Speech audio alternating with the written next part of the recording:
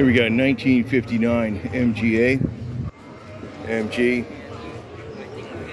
These things are, these are potent little packages. I think they're twin SU or Stromberg, probably SU carburetors. That gold thing on the top, you unscrew that, and there's a plunger in there. You have to check your oil in there.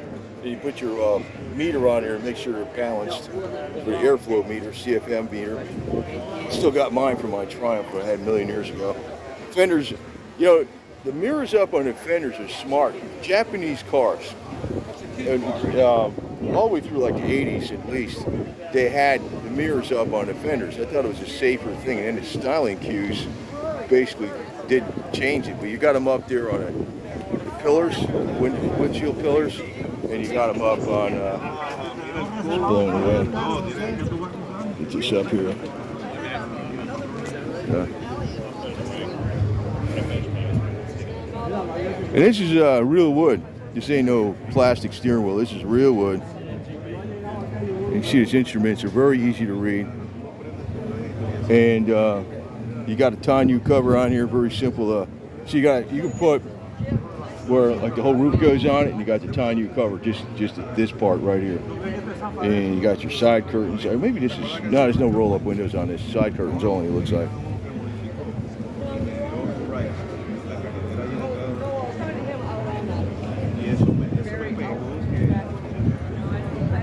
I used to see, not like a little later model than these, I used to see a lot of Triumphs and MGs on the road back in the early 70s or like 60s cars. I used to see a lot of these on the road.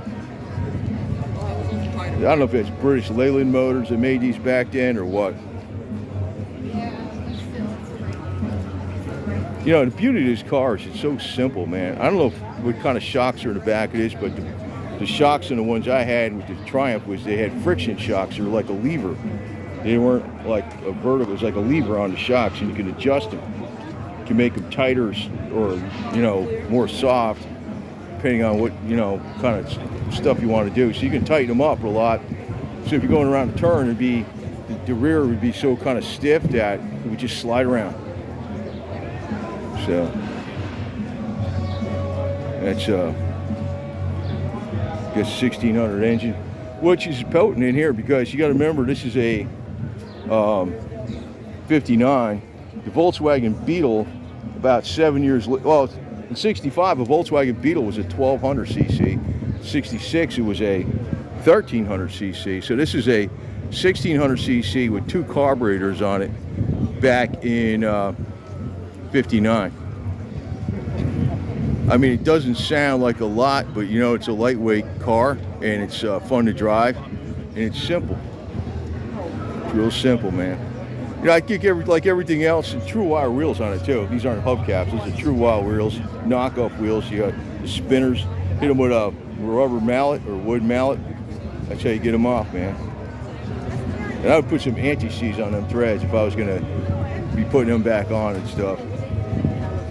Sometimes, you know, they can be pretty rough to come off. Beautiful car. And, you know, the British racing green with the tan. It's gorgeous.